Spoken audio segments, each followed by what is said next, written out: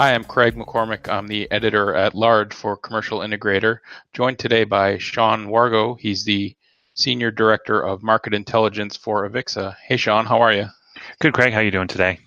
Oh, doing pretty well. And we're here to talk about the 2018 AVIXA Industry Outlook and Trends Analysis Report. I appreciate you joining me here to talk about some of the highlights of that report, which just came out, I believe it was last week. That's right. We've it's been quite a few months in process, but formally launched out to the marketplace just a couple weeks back. Yeah, in late September, mid to late August. That's correct. Okay, and for this year's report, it tracks up through the year 2023, or predicts what the marketplace is going to look like. Is that correct? That's true. So this is our 2018 refresh update of a report that we started last year, the Industry Outlook and Trends Analysis reports. We added a year to the forecast, so that now does go out to 2023. Starting with 2014 is really the first year of data that we make available in that report. Okay, and for those who are not familiar with the report, let's talk about what it tracks, what it forecasts, that sort of thing. Can you walk through that a little bit? Sure.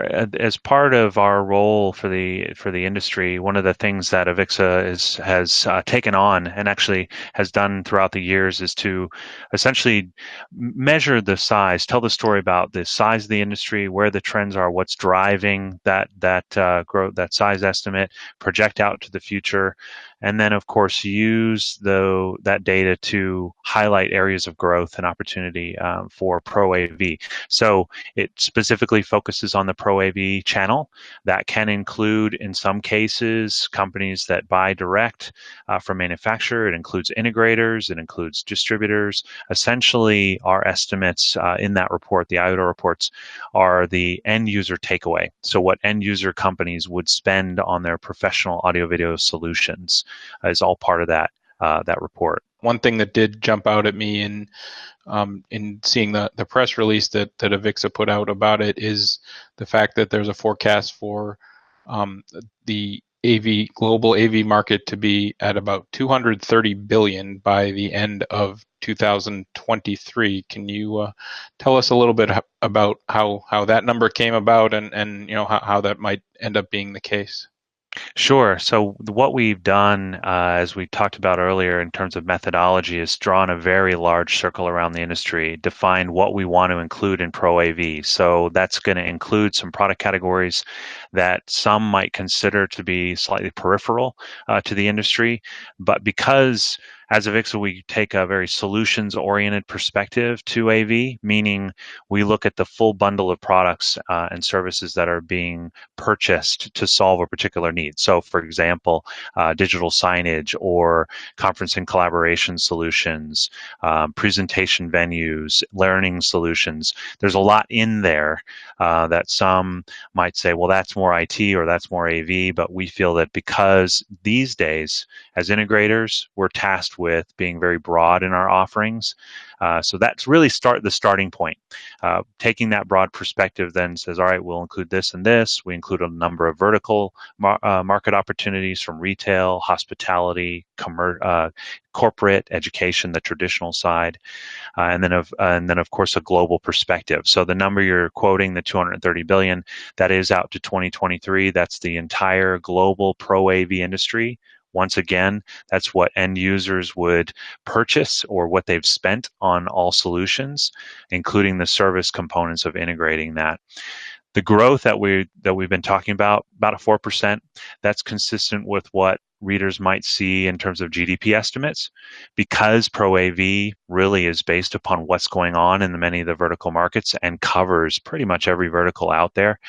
We feel that, and as part of our analysis, we believe that Pro AV is going to look a lot like what you'd expect for GDP growth. So that 4% is consistent with GDP globally expectations. That kind of sets the stage. So lots of additional products, services, solutions being purchased by end users across lots of different verticals. That's what gets you to those numbers of the 230 billion.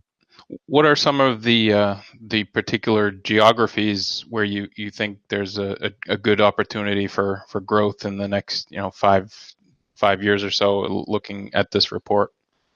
The largest region historically that we've talked about, not much of a surprise to many who might see the data, would be North America, the Americas.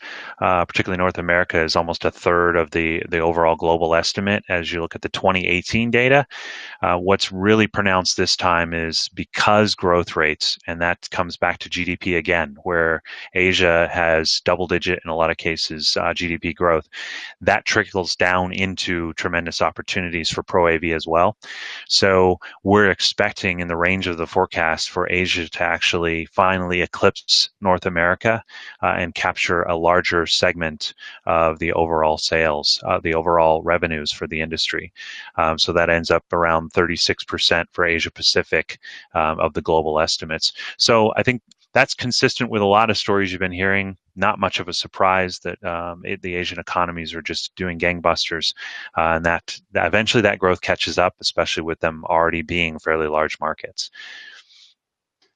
And are there any particular verticals that kind of jumped out as ones that are growing in the next 5 years or are forecast to grow? Mm-hmm.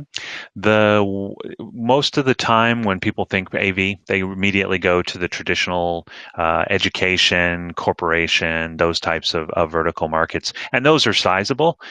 What we're noting though, and we started talking about this even with last year's version of the reports, vertical markets that are emphasizing what we're calling consumer or user experiences, say retail, hospitality, healthcare as well.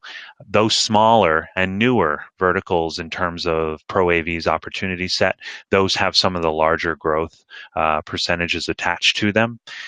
Even one that kind of came in this year, expectations were improved or enhanced was cinema because of technologies like direct view LED, that price points have certainly come down considerably. Distribution has gotten better. That's fueling analysts' expectation around an upgrade cycle there. So that's seeing some strong growth expectations now as we go forward through the forecast period. But yes, CX, that category is really seeing a lot of investment and is kind of exciting, more cutting edge implementations of AV out there that present opportunities for entrepreneurial integrators. And obviously, I know you have your finger on the pulse of a lot of this information in general, but were there any of these findings that were surprising even to you? Any of these results and forecasts that you were surprised to see that things were going in that direction? I was somewhat surprised in looking at the data and talking to the analysts. I had gone to even as late as say ISE in February this year. There was still a lot more talk about high price points on direct view LED and challenges with distribution. That seems to have changed very quickly, and there may be a number of reasons for that. Manufacturers getting aggressive, maybe trying to help subsidize some of the technology, but you've seen price compression a little faster than I would have even expected. So the news seemed to change fast about that category. A lot more bullish expectation as we kind of hit mid-year and close out the year for that technology in particular. So that was somewhat surprising to me as well. That but even in light of that, and despite that, to some extent, some new continued opportunities for projection, even though that's declining. There was a little bit of a righting of the ship there, some other opportunities potentially, but perhaps less, some would say, doom and gloom about projection than we might have talked about in the past. So there's some interesting things going on. A lot of the other stuff is more, say, macro trend, big picture, long range things that we've been talking about that are starting to come in, but not really quite there yet.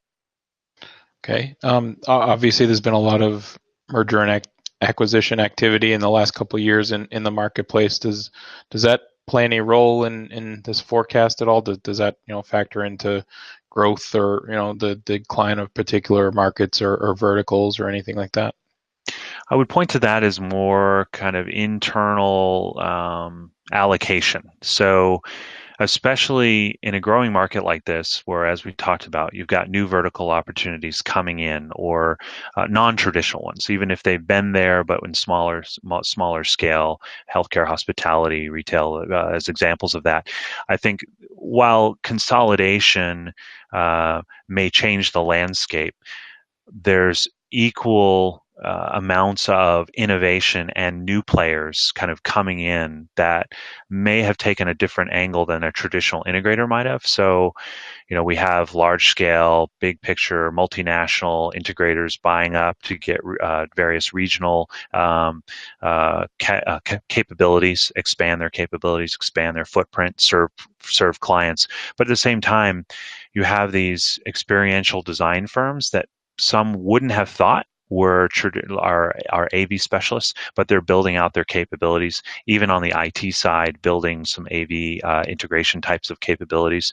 So I think that new player kind of aspect or dimension or part of the market is still there and vibrant, even as you see some firms deciding to go through consolidation, partnership, whatever else.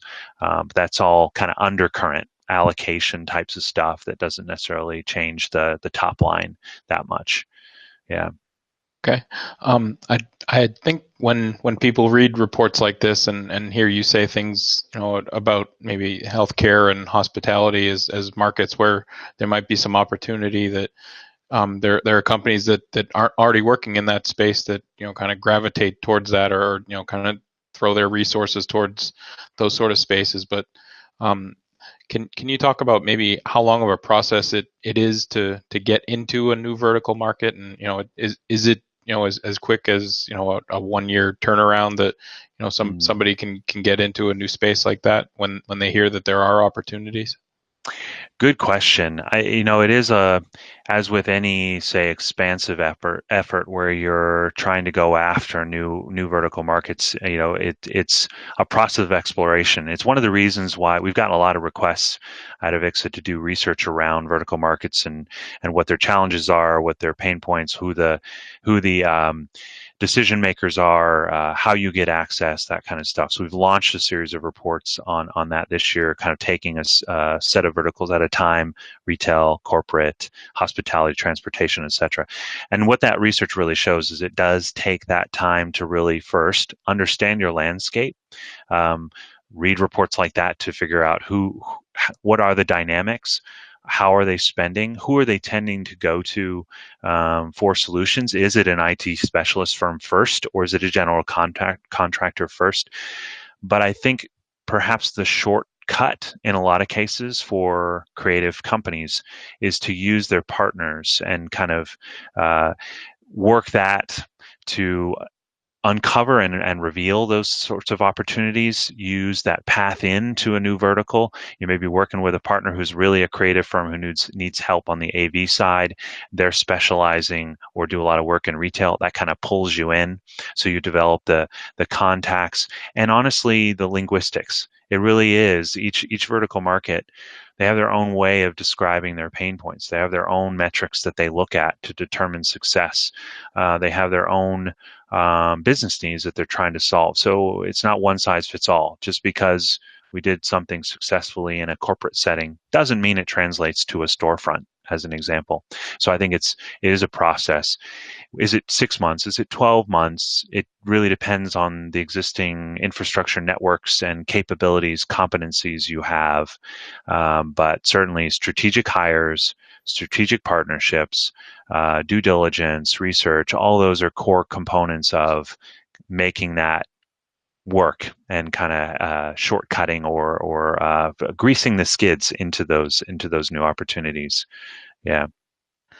Okay. In terms of next year's report, I know this year's report just came out, but is next year's report kind of already in the works? Has kind of the research already gotten started on that? I know when I'm talking to folks at AVIXA about the Infocom shows, that that when the show happens in June, they're already planning the following year's show. Is that the same with a report like this, where it's kind of a long range forecast? You do start a lot of conceptual stuff right now. So as we're selling and the reports kind of get out there, people start consuming them, you get feedback. So it's our feedback gathering phase right now. That probably carries us through another few months where we start to take stock of, hey, what would we like to do different? What would we like to provide more segmentation? For example, there's requests out there for perhaps some more country level data. Those are the types of things we would consider as we go into the next iteration. Questions about channels of distribution, all those sorts of things start to percolate up. So yeah, we're starting to plan. Nothing's baked in terms of what that will look like yet. Clearly, we want to stay with the same general structure, sharpen our pencils from a forecasting perspective, improve our sources, get access to new ones. All that helps. As we go. But honestly, I would say to those readers out there of these reports that would be listening to this, that the feedback is really appreciated and welcome, particularly right now as we start to think about what we could do better and different for next year. So And please, yeah. my apologies. Yeah. And for those who haven't seen this year's report, how much is the user feedback incorporated into what ends up being published? Is it is it a big part of it, or is it the main part of it? Is it a small part of it? What's kind of the role of the user feedback? It's a starting point. I mean, that feedback will identify areas for improvement and or areas for expansion. So we need that. That's crucial to go into the planning phase. There's a point of no return where you're baked. You basically have to define what you're going to go after. You do it. You publicize it, as you kind of know. Same with the show, right? There's a point at which we can't add on another exhibit hall or whatever it might be. So the same thing goes here. I'd say we use that to inform our decisions. It's a very important part. And in some cases that turns into a long range, say, feedback source that we incorporate some of the intelligence that they're providing into the actual fundamental analytics. So it can change the DNA of the report in a very fundamental way too, if you get access to new information. So that's appreciated as well. Yeah. Okay. And are there new components to this year's report that maybe were not in last year's report, and new features, new anything else that people should look for? Absolutely. There was in our solutions data, so essentially the bundling of products and services, we had a pretty sizable other category. It was upwards of 40%. What we've done is kind of broken that down further. We added learning solutions. We added presentation/entertainment solutions. So that cuts everything across from, even higher end residential home theater up to cinema is that kind of a venue, stages, etc., that are fixed location. And then we added content distribution. So like what we're doing right now, the AV behind this aggregation, creation, then dissemination of content, whether it's audio or video, those solutions are now broken out in our reports. Then a lot of other fundamental, say, sharpening of the pencil, just taking a harder look at Latin America, the breakdown between Mexico, Brazil, looking at USB type cameras, camcorders for WebEx, that type of stuff, figuring out what is truly professional versus a consumer grade type of product. Those are the enhancements that really were a big part of this year. Okay. And for those who want to get a copy of it, how do they do that? Go to our website, avixa.org/market intel. You'll see the links there. A lot of information about various offerings, including this IOTA. You can see the various ways in which the product is delivered, those that need more global versus regional versus data types of perspectives. All that's listed on the site.